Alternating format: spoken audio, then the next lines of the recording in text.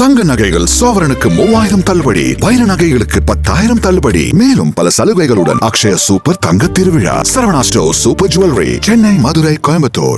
நாளைக்கு விஜயுடைய ஆட்சியை பெரும்பான்மை நிரூபிக்க சொல்லி ஆளுநர் அவர்கள் உத்தரவு போட்டிருக்கிறார். நாளைக்கு தான் அந்த பெரும்பான்மை வாக்கெடுப்பும் நடக்க இருக்கிறது. இந்த சூழல்ல தாவேகாவுடைய ஒரு எம்எல்ஏவுக்கு இந்த வாக்கெடுப்பில் பங்கேற்க கூடாது அப்படின்னு சொல்லி சென்னை உயர்நீதிமன்றம் ஒரு உத்தரவை போடுறாங்க. திருப்பத்தூர் தொகுதி எம்எல்ஏ அவர் திடீரென உச்சநீதிமன்றத்திற்கு போகிறார். உச்சநீதிமன்ற தலைமை நீதிபதியிட்ட முறையிடப்படுது. ஆனா உச்சநீதிமன்றமே வந்துட்டு நாளைக்கு தான் இதை விசாரிப்பேன் அப்படின்னு சொல்லிட்டாங்க. அதாவது வாக்கெடுப்பு நடக்கக்கூடிய அதே நாள்ல தான் விசாரிப்பேன் அப்படின்னு சொல்லியிருக்கிறாங்க. இதே போல இன்னொரு தாவேகாவுடைய எம்எல்ஏ, சேலம் மேற்கு தொகுதி எம்எல்ஏவா இருக்கக்கூடிய லட்சுமணன், அவரை தகுதி நீக்கம் பண்ணணும் அப்படின்னு சொல்லிட்டு ஒரு சுயேட்சை எம்எல்ஏ ஆளுநரிடம் ஒரு மனுவை கொடுத்திருக்கிறாரு. ரெண்டையும் எப்படி பாக்குறீங்க? முதல்ல உச்சநீதிமன்றத்துல என்ன நடந்துச்சு அதை கொஞ்சம் விரிவா சொல்லுங்க. அதாவது திருப்பத்தூர் சட்டமன்ற தொகுதியில் பாத்தீங்கன்னா ஒரு விந்தையாக ஒரே ஒரு வாக்கு வித்தியாசத்துலதான் தாவேகாவினுடைய வேட்பாளர் சீனிவாச சேதுபதி அவர்கள் வெற்றி பெற்றார். வெற்றி வாய்ப்பை இழந்தவர் பாத்தீங்கன்னா திராவிட முன்னேற்ற கழகத்தின் சார்பாக கடந்த அமைச்சரவையில் இடம்பெற்றிருந்த அமைச்சர் பெரிய கருப்பன் அவர்கள் தான் அந்த வெற்றி வாய்ப்பை ஒரு வாக்குகள் வித்தியாசத்தில் நழுவ விட்டார். அப்போ உடனடியாக அவர் என்ன பண்றாருன்னா ஒரு வழக்கு ஒண்ணு சென்னை உயர்நீதிமன்ற மதுரை கிளையில தாக்கல் பண்றாரு. அது கடந்த 2 நாட்கள், அதாவது 10, 11 ஆகிய 2 நாட்கள் அதன் மீது விசாரணை நடைபெற்று இன்றைய தினம் 12ஆம் தேதி அதில் தீர்ப்பு அளிக்கப்பட்டது. அந்த தீர்ப்புல என்னன்னா அவங்க மேஜரா அதுல அவங்க சாட்டிய குற்றச்சாட்டு என்ன அப்படின்னா, சிவகங்கை மாவட்டம் திருப்பத்தூர் சட்டமன்ற தொகுதியினுடைய அஞ்சல் வாக்குச்சீட்டு திருப்பத்தூர் மாவட்டம் திருப்பத்தூர் தொகுதிக்கு சென்று விட்டது. அப்ப அங்கே என்ன பண்ணிடுறாங்கன்னா அதை செல்லாத வாக்காக நிராகரித்து விட்டார்கள். அப்போ அந்த வாக்குகள் திரும்ப சிவகங்கை மாவட்டம் திருப்பத்தூர் சட்டமன்ற தொகுதிக்கு கணக்கில் சேர்க்கப்பட வேண்டும் அப்படிங்கிறது தான் அவங்களுடைய அந்த வழக்கு. அப்ப இந்த கேஸை பொறுத்தளவு வலுவான முகாந்திரம் இருக்கிறது அப்படின்னு சொல்லிட்டு இந்த வழக்கு தொடர்ந்து விசாரிக்கப்படும். அதற்கு ஏன்னா இவங்களுடைய மேஜர் பிரேயர் என்ன அப்படின்னா, சீனிவாச சேதுபதி அவர்கள் சட்டமன்ற உறுப்பினராக செயல்படுவதற்கே தடை விதிக்கணும், அவருக்கு பதவி ஏற்புக்கே தடை விதிக்கணுங்கிறத அவங்க முதல்ல பிரேயர். அது மே 10ஆம் தேதி, நேற்று தான் சட்டமன்ற உறுப்பினர்கள் பதவி ஏற்பு 11ஆம் தேதி. அப்போ 10ஆம் தேதியே அவங்க அந்த கோரிக்கையை தான் முன்வைத்தார் நீதிமன்றம். அப்போ அது ஏற்கப்படலை. ஏன்னா 11ஆம் தேதி தான் அந்த வழக்கு தொடர்ந்து விசாரிக்கப்பட்டதா. அப்போ இன்னைக்கு என்ன சொல்றாங்கன்னா, அதுக்குள்ள நேற்று ஒரு சட்டமன்ற உறுப்பினராக பதவி ஏற்பும் நடந்துருச்சு. அப்போ இன்னைக்கு ஒரு சட்டமன்ற உறுப்பினராக செயல்படுவதற்கு தடை விதிக்க முடியாது. ஆனால் அதே நேரத்தில் வாக்கெடுப்பு எதுலையுமே அவர் பங்கு கொள்ள முடியாது. அதாவது நம்பிக்கை வாக்கெடுப்பு, நம்பிக்கை இல்லா தீர்மானத்தின் மீதான வாக்கெடுப்பு, இது மாதிரியான எந்த ஒரு வாக்கெடுப்பிலும் அவர் பங்கேற்க கூடாதுங்கிற இந்த வழக்கினுடைய முழு தீர்ப்பு வர வரை பண்ணக்கூடாது அப்படிங்கிற ஒரு தடையை கொடுத்திருக்காங்க. இந்த வழக்கோட அடுத்த விசாரணை ஜூன் 19ஆம் தேதி ஒத்தி வச்சிருக்காங்க.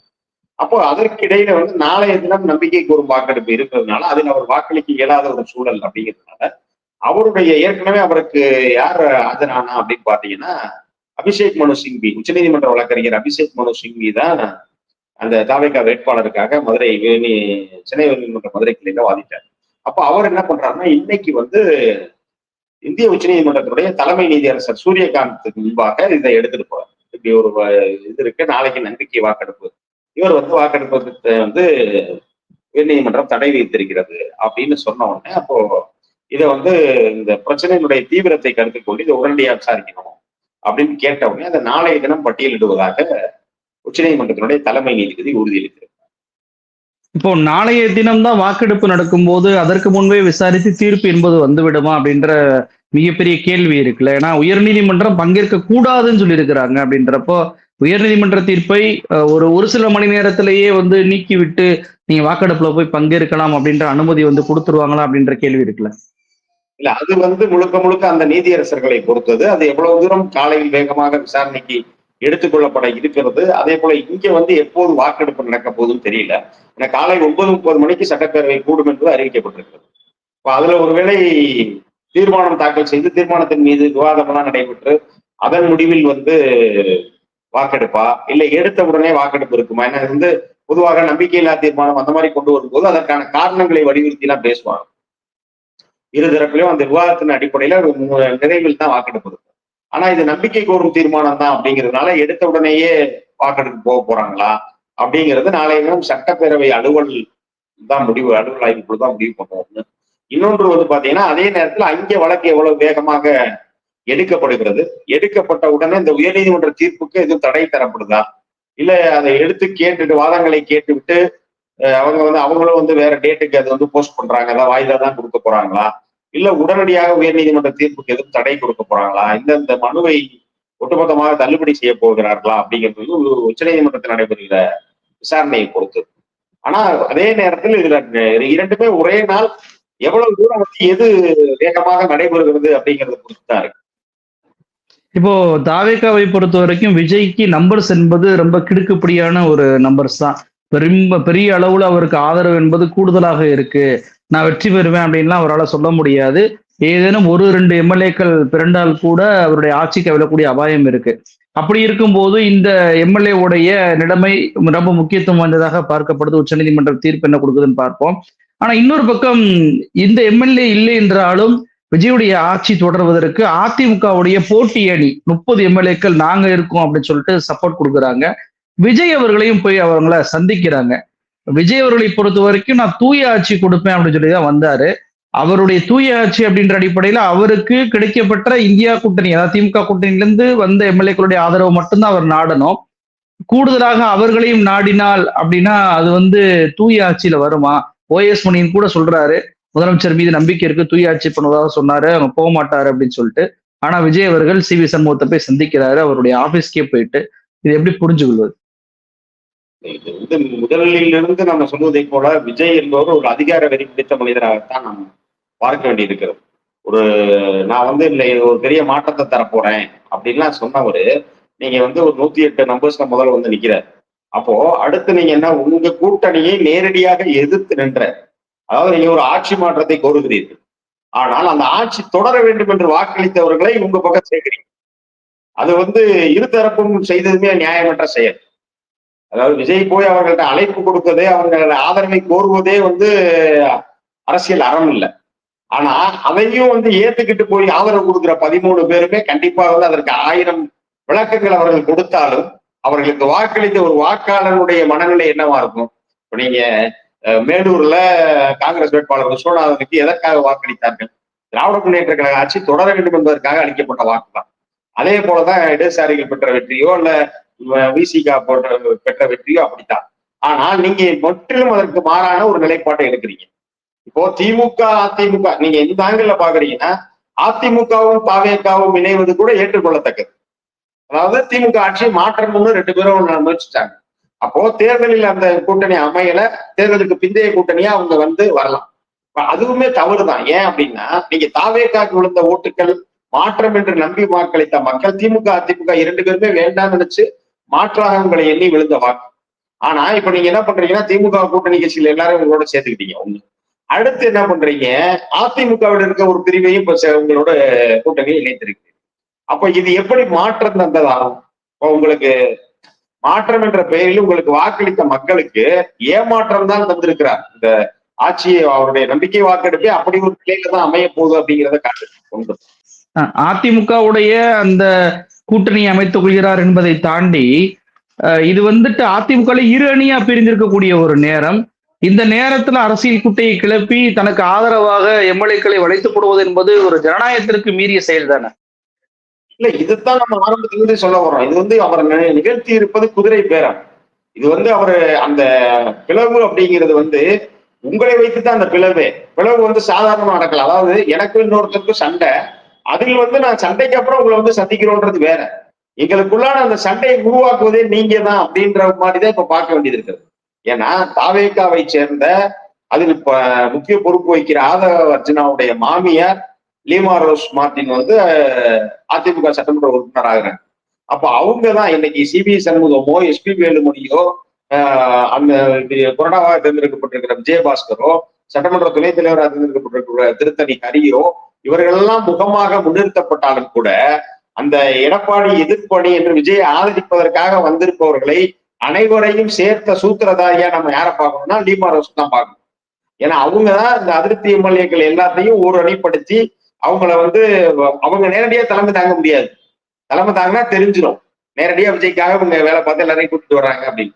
அதற்காகத்தான் எஸ்பி வேலுமணியை இதாக்குறாங்க. ஏன்னா இன்னும் பாத்தீங்கன்னா அந்த தரப்பில் அவர்கள் பெற்ற வாக்குகள் இப்போ பாத்தீங்கன்னா நீங்க கொங்கு பகுதியாக இருக்கட்டும், அதே போல வன்னியர்கள் அதிகமாக இருக்கக்கூடிய வட தமிழகத்திலையும் அதிமுக ஓரளவு வெற்றி பெற்றிருக்கு. அப்ப அந்த வெற்றிக்கு அந்த பகுதி மக்கள் எதுவும் நினைச்சிடக்கூடாதுன்றதுக்காக எஸ்பி வேலுமணியையும் இந்த பக்கம் சிவி சண்முகத்தையும் தலைமை பொறுப்புல நிறுத்துற மாதிரி காட்டிக்கிட்டு, ஆனா உள்ளபடியே இதை அனைத்தையும் இயக்குவது லீமா ரோஸ் தான். அப்போ இது எல்லாமே நீங்க உங்கள் ஆட்சியை காப்பாற்றிக் கொள்வதற்காக ஒரு கட்சியை உடைக்கிறீங்க அப்படிங்கறதுதான் இது பொருள்பட வேண்டியது இருக்கிறது.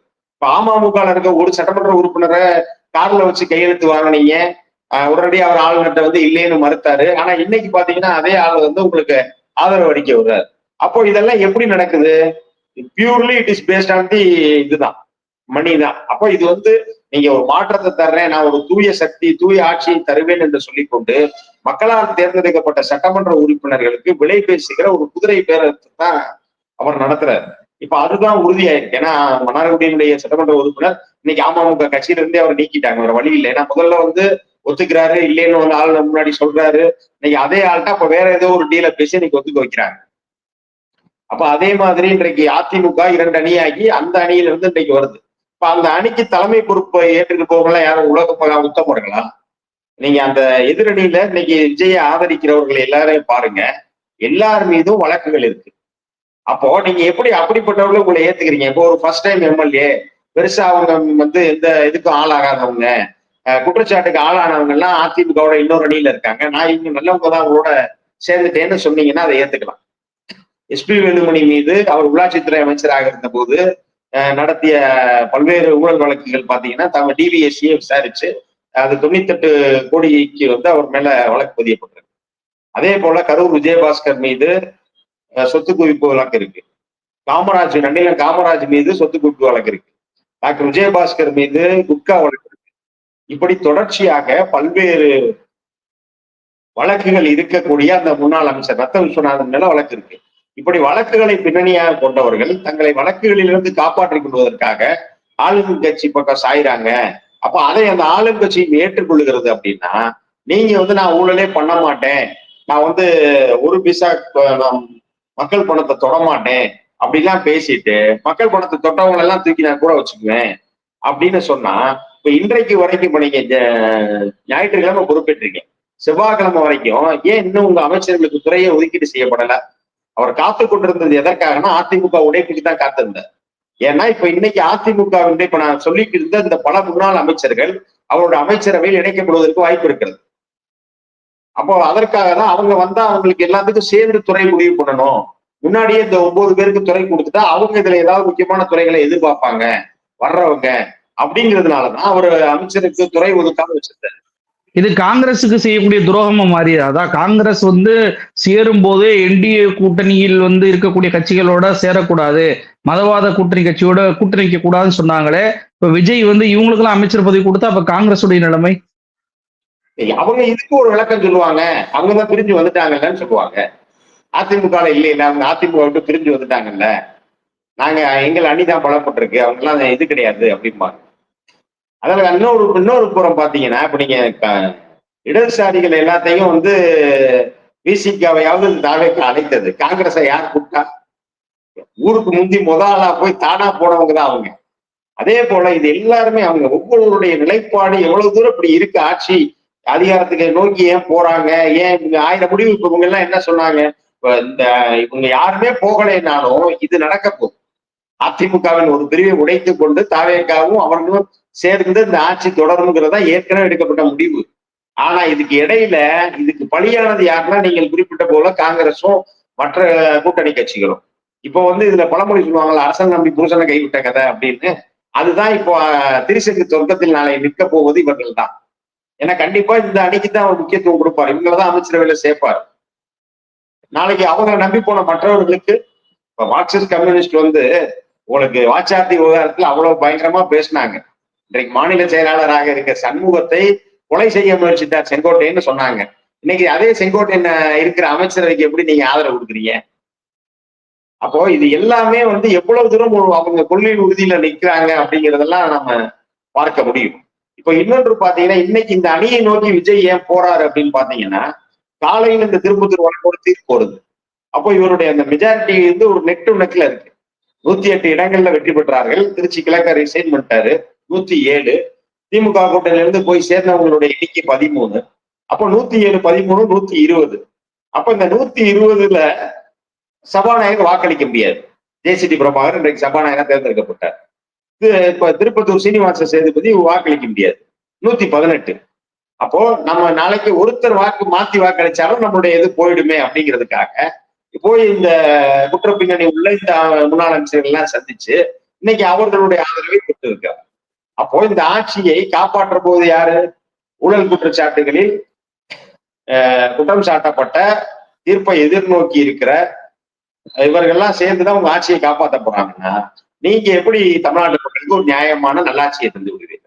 அதே போல பாத்தீங்கன்னா இப்ப நீங்க குறிப்பிட்ட இன்னொரு குற்றச்சாட்டு இன்றைக்கு ஆளுநருக்கு ஒரு புகார் கொடுத்திருக்காங்க. சேலம் மேற்கு சட்டமன்ற உறுப்பினராக தேர்ந்தெடுக்கப்பட்ட தாவேகாவுடைய வேட்பாளர் லக்ஷ்மணன் மீது அங்கே சுயேட்சையாக போட்டியிட்ட வேட்பாளர் மனோகர் என்பது ஒரு புகார் கொடுத்திருக்காரு, ஆளுநர்கிட்ட கொடுத்திருக்காரு. அது என்ன அப்படின்னு பாத்தீங்க அப்படின்னா, அவர் லக்ஷ்மணன் முன்பு காவல் ஆய்வாளராக இருந்தவர். அப்ப அவர் காவல்துறையில இருக்கிற போது லஞ்சம் பெற்றதாக குற்றம் சாட்டப்பட்டு நடவடிக்கை உள்ளாக்கப்பட்டவர், பணி இடைநீக்கம் செய்யப்பட்டிருக்கிறார்.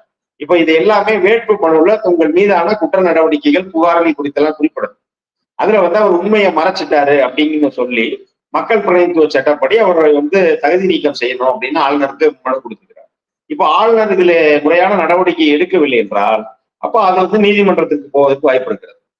நீதிமன்றத்துக்கு போகும்போது அந்த குற்ற நடவடிக்கைகள் அவர் மேல மேற்கொள்ளப்பட்ட அந்த நடவடிக்கைகள் மீதான அனைத்து விவரங்களும் ஆதாரத்தோடு நிரூபிக்கப்படுமேயானால் மக்கள் பிரதிநிதித்துவ சட்டப்படி அவர் சட்டமன்ற உறுப்பினராக தகுதி இழப்பு பெறுவதற்கான வாய்ப்புகள் இருக்கிறது.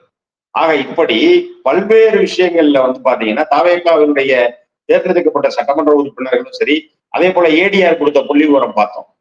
தமிழ்நாட்டில் அதிகமான குற்ற பின்னணி வழக்குகள் கொண்ட எம்எல்ஏக்களை பெற்றிருப்பது இவங்க தாவேகா தான். அப்ப இதுதான் மாற்றமா? இப்ப உத்தேச பட்டியல பாத்தீங்கன்னா ஆதவ அர்ஜுனாக்கு மதுவிலக்கு ஆயத்தீர்வைத்துறை அமைச்சர்னு சொல்லிட்டு இருக்காங்க. நமக்கே தெரியும், ஒரு 2-3 மாதங்களுக்கு முன்பாக டெல்லிக்கு போகையில அவருடைய பையில இருந்து விமான நிலையத்துல சோதனை பண்ணி மது பாட்டில் எடுத்தாங்க. ஆக யார் பையில இருந்து மது பாட்டில் எடுத்தாங்களோ அவரே போய் மதுவிலக்குத்துறை அமைச்சர் அப்படிங்கிறதெல்லாம் இதுதான் மக்கள் விரும்பிய மாற்றமா அப்படிங்கிறத அவங்க வாக்களித்த மக்கள் யோசிக்கும்.